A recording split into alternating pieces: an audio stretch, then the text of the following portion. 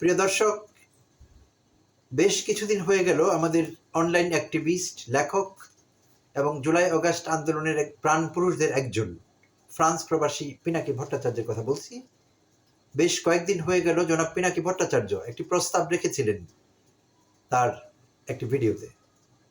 তো আপনারা অনেকেই ভিডিওটি দেখেছেন এবং অবগত আছেন কি সেই প্রস্তাব। যদিও তিনি অনেকগুলো প্রস্তাবই রেখেছেন সাম্প্রতিককালে, অন্তর্বর্তীকালীন সরকারকে উদ্দেশ্য করে তিনি প্রস্তাবগুলো রাখেন সাধারণত। তার কাছে যেটা ভালো মনে হয় যে এই কাজটি করলে ভালো হবে দেশের জন্য, এইটি করা উচিত হবে না, এরকম কিছু পরামর্শ তিনি দিয়ে থাকেন। প্রস্তাব আকারেও অনেক কিছু তিনি বলেছেন গত অনেকগুলো ভিডিওতে। তো অতি সাম্প্রতিককালে তার এই প্রস্তাবটি নিয়ে অনেক বেশি আলোচনা হয়েছে বিভিন্ন মহলে। আর সেই প্রস্তাবটি ছিল একটি জাতীয় সরকার কিংবা ট্রানজিশনাল গভর্নমেন্ট গঠন করবার ব্যাপারে তিনি প্রস্তাব দিয়েছিলেন বিএনপির তারেক রহমানকে উপপ্রধান করে, অর্থাৎ প্রধান উপদেষ্টার পরবর্তী পোস্টটি উপপ্রধান উপদেষ্টা হিসেবে তারেক রহমানকে রেখে এবং বর্তমান অন্তর্বর্তীকালীন সরকারের কয়েকজন উপদেষ্টা যাদের পারফরমেন্স ভালো তাদেরকে রেখে এবং বিএনপি এবং অন্যান্য দল থেকে কিছু সদস্য নিয়ে একটি জাতীয় সরকার গঠন করবার প্রস্তাব তিনি দিয়েছিলেন। যে সরকারটি কাজ করবে এই হাসিনার যে সরকার হাসিনা রেখে গিয়েছেন অবৈধ রাতের নির্বাচনের মাধ্যমে, যে সরকার হাসিনা রেখে গিয়েছেন আর যার মেয়াদ শেষ হবার কথা ছিল সাধারণভাবে ক্ষমতা শেষ হলে হাসিনার 29 সনে 2029-এ। সো পিনাকি এই প্রস্তাবটি করেছেন যে 2029 সাল পর্যন্ত এই সরকার ফাংশন করতে পারবে। আর তাতে করে তিনি ডিটেইলে বলেছেন অনেক, আমি কিছু হাইলাইটস বলছি, যে তাতে করে এই সরকার যেসব সংস্কার করতে চাচ্ছেন রাষ্ট্রযন্ত্রকে মেরামত করবার উদ্দেশ্যে, ভবিষ্যতের সরকারগুলো যাতে ফেসিবাদী হয়ে উঠতে না পারে সেই সব ফাঁক ফোকর বন্ধ করবার জন্য তথা দেশের উন্নয়নের জন্য যে সংস্কারগুলো করতে চাচ্ছেন এই সরকার সংস্কারগুলো করতে পারবেন, দেশের মঙ্গল হবে দীর্ঘমেয়াদে। এবং পরবর্তীতে অধ্যাপক ইউনূস যখন ক্ষমতা ছেড়ে দেবেন, মেয়াদ যখন শেষ হবে, তারেক রহমান যথেষ্ট, তিনি অলরেডি যোগ্য, অনেক ম্যাচিউর তিনি হয়েছেন গত অনেক বছরে যুক্তরাজ্য থেকে, আমরা দেখতে পাচ্ছি তার কথাবার্তা থেকে। তো পিনাকি ভট্টাচার্য বলেছেন যে তিনি আরও ম্যাচিউর হবেন, তিনি আরও শিখবেন অধ্যাপক ইউনূসের কাছে, মেন্টর হিসেবে কাজ করতে পারবেন অধ্যাপক ইউনূস তারেক রহমানের জন্য। তাতে করে তারেক রহমানের আগামী দিনের নেতৃত্ব আরও শানিত হবে এবং তিনি দেশের জন্য আরো ভালো কাজ করতে পারবেন। তো এই প্রস্তাবটি পিনাকি ভট্টাচার্য ছিল। আর এটির পক্ষে বিপক্ষে সোশ্যাল মিডিয়ায়, প্রিন্ট মিডিয়ায়, তারপর পত্রিকায় অনেক লেখালেখি হচ্ছে, কথা হচ্ছে, বিভিন্ন মহলে আলোচনা হচ্ছে, আর হতেই পারে।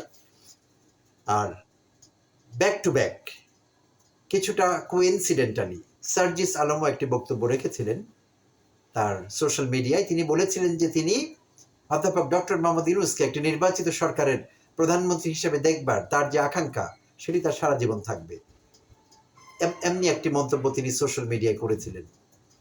তো এটি নিয়ে অনেক আলাপ আলোচনা আছে বিভিন্ন মহলে, যারা বিভিন্ন অনলাইন প্ল্যাটফর্মে কথা বলছেন, বিশেষভাবে ইউটিউব চ্যানেল যারা রান করছেন, বেশ কয়েকজন আলোচক যারা বেশ ইনফ্লুয়েন্সিয়াল বা প্রভাব বিস্তার করতে পারেন মানুষের মধ্যে, যাদের অনেক ফ্যান্স আছেন, ফলোয়ার আছেন এবং সাবস্ক্রাইবার্স আছেন অনেক বেশি, কারো কারো মিলিয়ন্স। তো তারাও বেশ আলাপ করছেন এই বিষয়গুলো নিয়ে। তো সম্প্রতি মাসুদ কামাল তার এই আলাপ নিয়ে আমি একটি ভিডিও করে ফেলেছি। মাসুদ কামাল তার ভিডিওতে বিষয়টি নিয়ে কথা বলেছেন সবিস্তারে এবং তিনি ইঙ্গিত করেছেন যে জনাব অধ্যাপক ইউনূস ক্ষমতায় দীর্ঘস্থায়ীভাবে থাকতে চাচ্ছেন, এটি তার ইচ্ছে এবং ক্ষমতায় থাকাই তার স্বভাব। আগে তিনি কখনো ক্ষমতা ছাড়েননি, গ্রামীণ ব্যাংকে ছিলেন, সেটার এমডি পদ তিনি ছাড়তে চাননি। তো সেই রেফারেন্স টেনে তিনি কথা বলেছেন।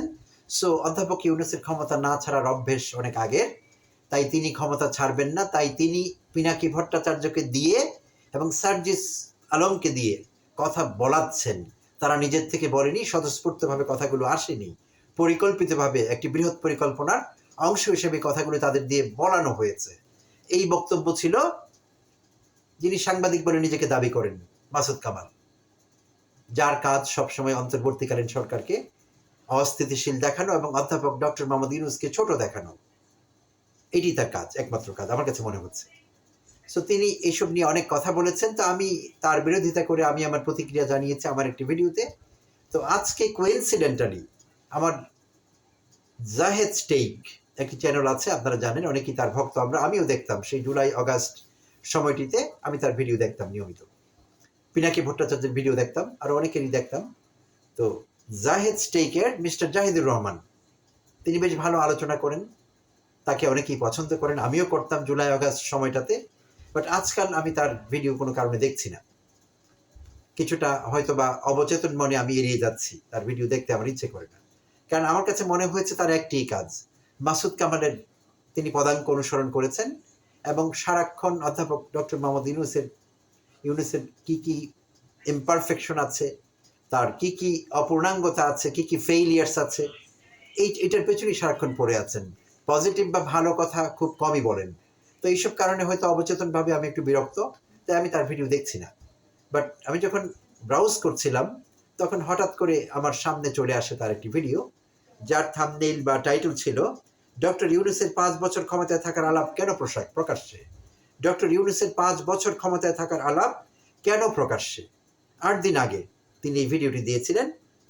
তো সেই ভিডিওতে তিনি কথা বলেছেন অনেক প্রসঙ্গ নিয়ে, পিনাকি ভট্টাচার্যের প্রস্তাব ওই মাসুদ কামালের স্টাইলে, এবং সার্জিস আলমের সেই সোশ্যাল মিডিয়ার মন্তব্য, এই দুটোকে টেনে এক করে সমকালীনতা দেখাবার চেষ্টা করেছেন, যে সমকালীন সময়ে এই দুটো ভিডিও হয়েছে, এগুলো কোনো যোগ সাজস ছাড়া হয়নি। তিনিও মাসুদ কামালের মতো বলবার চেষ্টা করেছেন যে এইটিকে তার কাছে কাকতালীয় বলে মনে হয়নি, মোটেই একটি কোইন্সিডেন্স হতে পারে এমনটি তার মনে হয়নি।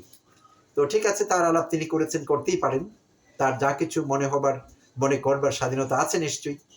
তো এর বাইরেও তিনি অনেক কথা বলেছেন, তিনি রিলেট করবার চেষ্টা করেছেন, ঘটনাগুলোকে প্রমাণ করবার চেষ্টা করেছেন যে আসলেই ডক্টর মোহাম্মদ ইউনূস হয়তো বলাচ্ছেন কথাগুলো কাউকে দিয়ে, এগুলো একেবারেই কাকতালীয় না, বৃহত্তর কোনো পরিকল্পনার অংশ, একটি কনস্পিরেসিভ অংশ, দীর্ঘ সময় ক্ষমতায় থেকে যাবার জন্য তার যে অভিলাষ অধ্যাপক ইউনূসের, তার যে অভ্যেস দীর্ঘদিনের, সেই হিসেবে তিনিও ইন্টারেস্টিংলি গ্রামীণ ব্যাংকে টেনেছেন। তো আমি জানি না তিনি মাসুদ কামালের সঙ্গে কথাবার্তা বলে নিয়েছিলেন কিনা, তিনিও গ্রামীণ ব্যাংকে টেনে কথা বলেছেন যে গ্রামীণ ব্যাংকের এমডিশিপ তিনি ছাড়তে চাননি, এটিও আপত্তিকর ছিল, তাই তিনি অন্তর্বর্তীকালীন সরকারের প্রধান পদ ছেড়ে দেবেন, এটি বেশ একটু আশঙ্কার, এবং তার যথেষ্ট সন্দেহ আছে এই বিষয়ে। তার কথার সারমর্ম এরকমই দাঁড়িয়েছিল, বা অনেক সময় তিনি ডিরেক্টলি ইঙ্গিত করেছেন এই কথাগুলোতে। তো এখন তিনি শুধু সার্জিস আর পিনাকি ভট্টাচার্যকে রেফার করেননি, তিনি এমনকি এই সরকার ক্ষমতায় আসবার অল্প কয়েকদিন পর ধর্ম উপদেষ্টা একটি মন্তব্য করেছিলেন। আমরা সবাই সেই মন্তব্যটিকে একটি নিরীহ মন্তব্য হিসাবে দেখেছিলাম, কিন্তু সেখানেও বিশেষ মাহাত্ম্য খুঁজে পেয়েছেন আমাদের জাহিদুর রহমান। তো জাহিদুর রহমান বলেছেন যে ধর্ম উপদেষ্টা খালিদ হোসেন সেই সময় বলেছিলেন যে একটি সরকার গঠিত হয়েছে, তো সরকারের অনেক কিছু করবার আছে, জাতিকে অনেক কিছু দেবার আছে, এবং বর্তমান আগের সরকারের রেখে যাওয়া সরকারের টার্ম তো 2029-এ শেষ হবার কথা, তো সেই দিক থেকে দেখতে গেলে এই সরকার তো 29 সাল পর্যন্ত থাকতে পারে, এরকম একটি পরোক্ষ ইঙ্গিতের কথা হয়তো বলেছিলেন খালিদ হোসেন, এবং আমরা নিরীহভাবে দেখেছি, আমরা জাস্ট একটি পাসিং রিমার্ক হিসেবে দেখেছি। বাট জাহিদুর রহমান সেভাবে দেখেননি, তিনি সবগুলো ডট মেলাবার চেষ্টা করছেন। খালিদ হোসেনের মন্তব্য, সার্জিস আলমের সোশ্যাল মিডিয়ার রিমার্ক, এবং পিনাকি ভট্টাচার্যের ভিডিও কন্টেন্ট, সবকিছু মিলিয়ে তিনি বেশ অর্থপূর্ণ অনেক কিছু খুঁজে পেয়েছেন, এবং তার কাছে মনে হয়েছে বিষয়টি অ্যালার্মিং। তিনি উল্লেখ করেছেন যে বিষয়টি অ্যালার্মিং, সার্জিস আলমের এই আকাঙ্ক্ষা, এইটি জাহিদুর রহমানের কাছে নাকি অ্যালার্মিং ঠেকেছে। তো খুব আশ্চর্য হয়েছে, এইটি একজনের আকাঙ্ক্ষা, মানুষের তো কত কিছুই থাকতে পারে আকাঙ্ক্ষা, আকাঙ্ক্ষা তো আকাঙ্ক্ষাই, আকাঙ্ক্ষা আর বাস্তবায়ন তো এক জিনিস নয়। তাহলে জাহিদুর রহমান কারো একজনের আকাঙ্ক্ষা থেকে তিনি বিষয়টিকে বলছেন, ইংরেজিতে বলেছেন, ইংরেজিতে যেহেতু বলেছেন পিনাকি স্টাইলে বলতে হচ্ছে আমাকে, তাহলে ঠিকই বলেছেন।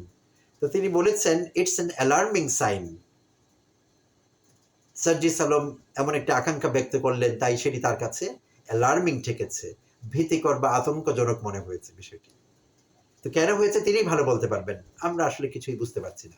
আমাদের কাছে এগুলোকে স্বাভাবিক মন্তব্য বলেই মনে হয়, কারো আকাঙ্ক্ষা কারো প্রস্তাব থাকতেই পারে সেটি, তো সব কিছুকে ডট মেলাতে হবে, বিভিন্ন জায়গা থেকে টেনে এনে না মিললেও মিলিয়ে দিতে হবে, এরকম দাঁড়াচ্ছে বিষয়টি।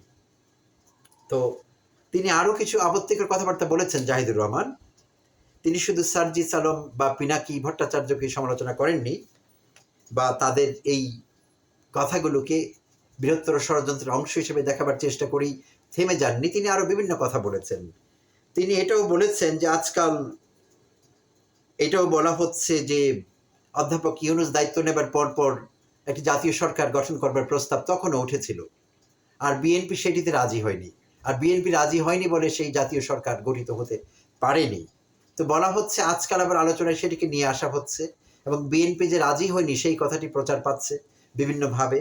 এবং এইটিও বলা হচ্ছে তার আশঙ্কা, তিনি আশঙ্কা ব্যক্ত করছেন যে এমনও হতে পারে যে অস্বাভাবিক না বিষয়টি, যে বিএনপি যেহেতু তখন রাজি হয়নি জাতীয় সরকারে, এখনো বিএনপিকে হয়তো আবার প্রস্তাব দেওয়া হবে যে একটি জাতীয় সরকার গঠন করে এই মুহূর্তে আমাদের দেশের জন্য ভালো হবে।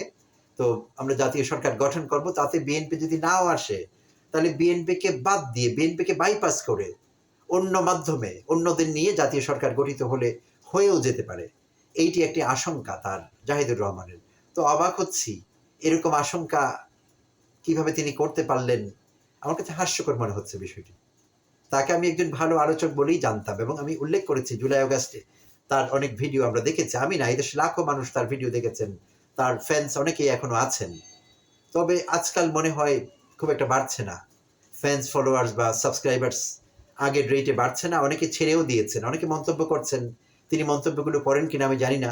অনেকে মন্তব্য করছেন যে আগের বক্তব্য, আগের জাহিদুর রহমানকে আমরা আর পাচ্ছি না। আগে একটি নিরপেক্ষতা ছিল তার কথাবার্তার মধ্যে, তো আজকাল একেবারে টার্গেটেড আলোচনা হচ্ছে এবং টার্গেট থাকছেন অধ্যাপক ডক্টর মোহাম্মদ ইউনূস বেশিরভাগ ক্ষেত্রে। সো এইসব কারণে তিনি নিজেই নিজেকে প্রশ্নবিদ্ধ করছেন। আর তার এইসব আশঙ্কা, তার এইসব সমীকরণ, ডট মিলাবার ব্যাপার, এটি আসলে আমার কাছে খুবই খেলো মনে হচ্ছে। আর মাসুদ কামাল স্টাইলে কিন্তু যাচ্ছে পুরো বিষয়টি। তো আমি আশা করব জাহিদুর রহমান তিনি তার কথাবার্তা আলোচনায় আরো পরিপক্কতার পরিচয় দেবেন। আর পাশাপাশি এটাও বলবো, পিনাকি ভট্টাচার্য যদি এই আলোচনা করেই থাকেন, দোষের কি এমন করেছেন। এবং এক পর্যায়ে অধ্যাপক ইউনূসকে রেফার করে জাহিদুর রহমান এটিও বলেছেন যে কথা ছিল তিনি অধ্যাপক ইউনূসের একটি বায়াস লক্ষ্য করেছেন নতুন গঠিত ছাত্রদের দলের প্রতি। কারণ তিনি তখন মন্তব্য করেছিলেন যে ছাত্রদের যা করবার করতে হবে, না হলে অন্যেরা এসে জায়গা দখল করবে বা আগে যা করতো তাই করবে। তো হ্যাঁ, এটি অধ্যাপক ডক্টর মোহাম্মদ ইউনূসের কথা কেন হবে জাহিদুর রহমান? কিন্তু সারা বাংলাদেশের মানুষের কথা। মানুষের, আপনি যদি পালস এখন ফিল করবার চেষ্টা করেন, আপনি তো একজন ডাক্তার, পালস কি করে দেখতে আপনার ভালো জানা আছে।